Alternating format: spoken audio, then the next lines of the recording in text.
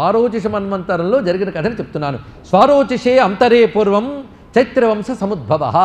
స్వారోచిష మన్వంతరంలో చైత్రవంశం అనే రాజవంశంలో ఒక మహానుభావుడు ఉండేవాడు. రమ్యమైన కథ అండి ఇక్కడ. ఎందుకంటే కథలకున్న ఆసక్తి దేనికి ఉండదు. అందుకే కథ చెప్తూ కథల్లో అద్భుతమైన అంశాలు చెప్తున్నాడు ఇక్కడ.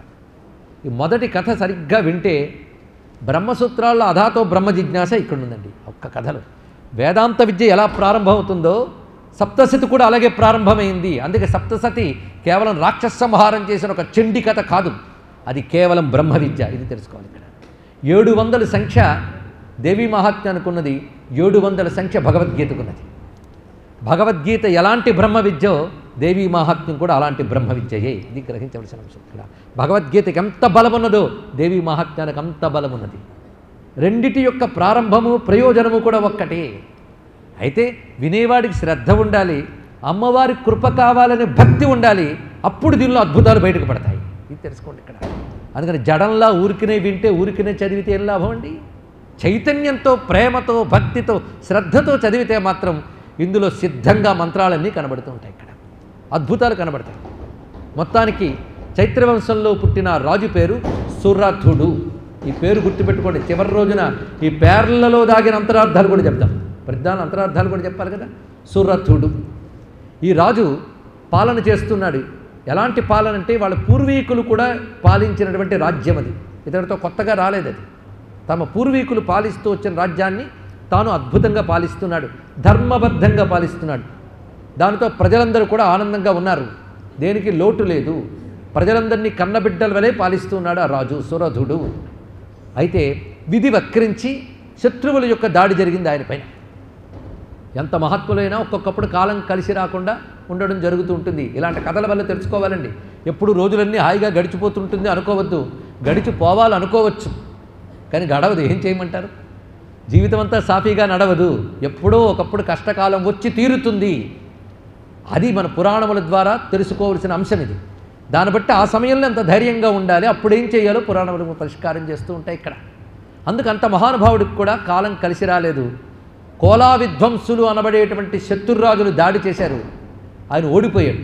ఓడిపోయి యుద్ధం నుంచి పారిపోయి తన రాజ్యానికి చేరిపోయి కట్టడి చేసుకుని రాజ్యంలోనూ కూర్చున్నట్టు ఆయన. కానీ వాళ్ళు ఎంత భయంకరమైనటువంటి శత్రురాజులంటే వాళ్ళు రాజ్యంలోకి వచ్చి దాడి చేసి ఈయన యొక్క సైన్యాన్ని, కోశాగారాన్ని, మంత్రబలాన్ని అందరినీ కూడా స్వాధీనం చేసుకున్నారు. మొత్తం రాజ్యం స్వాధీనం చేసుకున్నారు. ఇతడు వెంటనే ఏదో వేటకు వెళుతున్న మిషతో గుర్రాన్నెక్కి పారిపోయాడు. తిన్నగా పారిపోయి అడవుల పాలైపోయాడు. అడవుల్లోకి చేరిపోయాడు. అడవుల్లోకి చేరి చాలా కాలం అడవుల్లో ఒక్కడు తిరుగుతున్నాడు ఆ గుర్రంతో. చూడండి ఎలాంటి కథ చూపిస్తున్నాడు ఇక్కడ. ఎంతవరకు ఎలాంటి భోగాలు అనుభవించాడు. కొంతకాలం ఏదో పేదగా బ్రతికి తర్వాత రాజై తర్వాత రాజ్యం కోల్పోయిన వాడు కాదు ఇతను. పుట్టుకతోనే రాజు, పరంపరాగతంగా రాజవంశంలో పుట్టాడు. ఎప్పుడు శత్రు బాధ అనేది లేదు, సంపదకు లోటు లేదు. ఇప్పుడు అన్నీ లోటే. శత్రు బాధ వచ్చింది, రాజ్యం పోయింది, అధికారం పోయింది, సంపద పోయింది. చూడండి అధికారం ఉన్నంతసేపు అన్నీ బాగుంటాయండి. అధికారం పోతే సంపద పోతే ఎంత వెలవెల్లాడిపోతారు. పైగా బలవంతంగా లాగేసుకున్నాడు శత్రువులు. అసహాయుడు తిరుగుతున్నాడు ఆయన అడవిలో. ఆ తిరుగుతున్నప్పుడు అతని మనస్తత్వాన్ని ఒక్కసారి ఆలోచించాలి. నిజానికి పురాణాల్లో సైకాలజీ అని రీసెర్చ్ చేస్తే చాలా అద్భుతమైన అంశాలు కనబడతాయండి ఇక్కడ.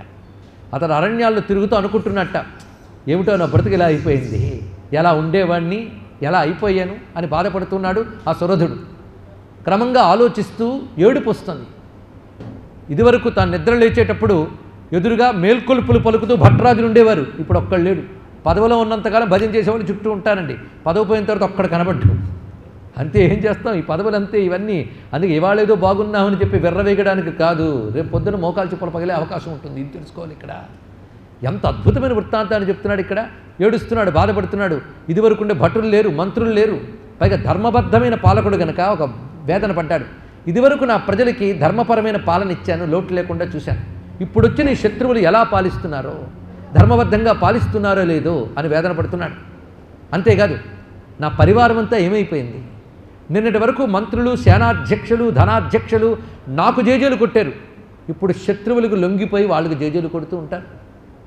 ఇక్కడ తర్వాత నా ధనాగారాన్ని నేను చాలా కష్టపడి పెంచి పోషించాను. ఆ ధనాగారాన్ని ఇప్పుడు ఈ దుర్మార్గులైన రాజులు వాళ్ళ భోగాల కోసం, స్వార్థం కోసం కష్టపడి ఆర్జించిన ధనాగారాన్నంతటి శూన్యం చేస్తున్నారేమో.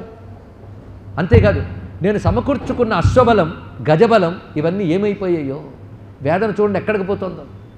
పైగా ఏనుగులలో నేను స్పెషల్గా కొన్ని ఏనుగులను తెచ్చుకున్నాను అనుకుంటున్నాడు సురధుడు. ఎందుకంటే ఒక్కొక్కరికి ఇంట్రెస్ట్లు ఉంటాయండి. ఈయనకి ఏనుగులపై చాలా జ్ఞానం ఉంది. ఏనుగుల్లో రకరకాల జాతులు ఉంటాయి. ఆ జాతి ఏనుగుని సింధు దేశం నుంచి తెప్పించుకున్నాడు ఆయన. తెప్పించుకుని దాన్ని తాను ప్రత్యేకంగా సాకేవట్ట. కొందరికి రకరకాల కుక్కల జాతుల పేర్లు తెలుసు, కుక్కల్ని సంపాదిస్తుంటారు, అది వాళ్ళ సరదా. ఇది ఏనుగుల సరదా. ఆ ఏనుగులు తెచ్చిపెట్టుకున్నాడు ఆయన. ఆ ఏనుగుల్లో ఒక ప్రత్యేకమైన ఏనుగుంది. ఆ ఏనుగుని మచ్చిక చేసుకోవాలంటే తన దగ్గరున్న మావటీళ్ళ ఎవరికీ సాధ్యం కాదు. ఈయనే ప్రత్యేకంగా వెళ్ళి ఆ ఏనుగుని నిమిరి ఆ ఏనుగు కబళం ఇచ్చేవట్ట.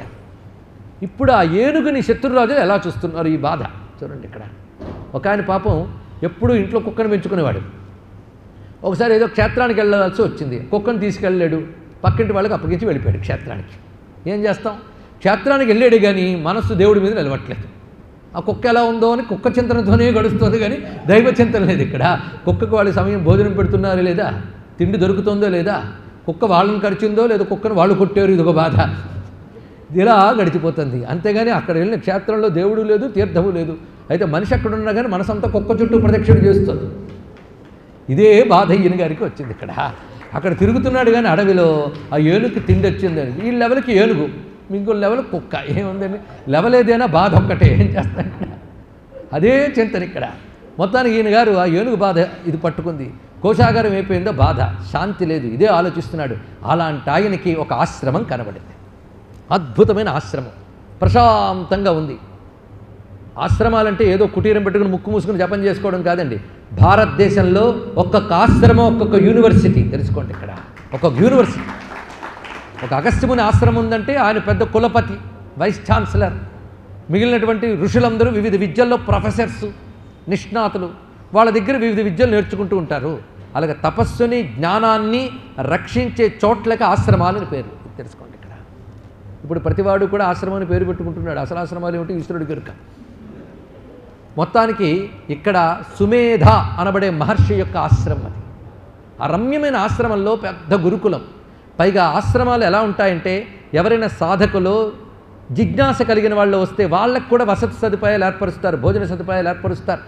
ఎందుకంటే గృహస్థే తను ఆశ్రయించిన వాడికి అతిథి సత్కారాలు లోటు లేకుండా చూస్తాడే, మరి మహర్షి ఎలా చూస్తాడు? కనుకనే తన ఆశ్రమాలకు ఎవరైనా వస్తే వాళ్ళకు కూడా మంచి సదుపాయాలు ఏర్పరుస్తుంటారు. ఈయన గారు ఆశ్రమానికి చేరుకున్నారు. ఈయనకు ఒక కాటేజ్ ఇచ్చారండి. చక్కగా ఉన్నాడు. పొద్దున్నే అందరూ లేస్తున్నారు, ఆ ధ్యానం చేసుకుంటున్నారు.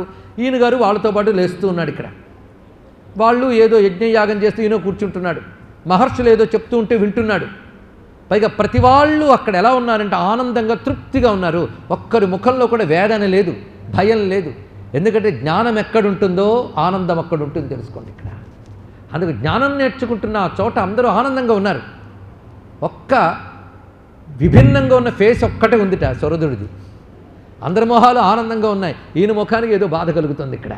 ఇదో బాధ కలిగింది ఈయనకి. ఏమిటని, అందరూ ఆనందంగా ఉంటే నా మొహం ఎందుకు ఇలా ఉందని.